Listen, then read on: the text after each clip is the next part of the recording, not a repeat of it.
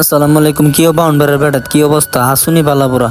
তো আজকে তোমরা লয়ে আইতাছি তোমরা পরিচিত একটা জায়গার মধ্যে, রসুলপুর পার্কের মধ্যে।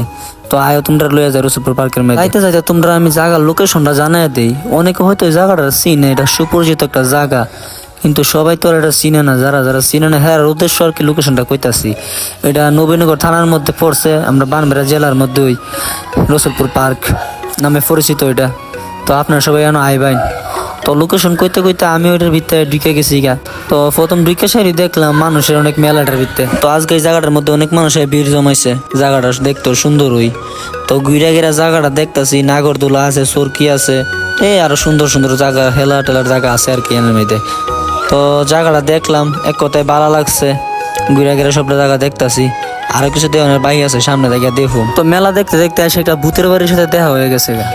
তো দুলা ভাই কইতাছে আয় ভূতের বাড়িটা মেঘে ঢুকি। আমি কি আমার ডর ডর লাগতেছে।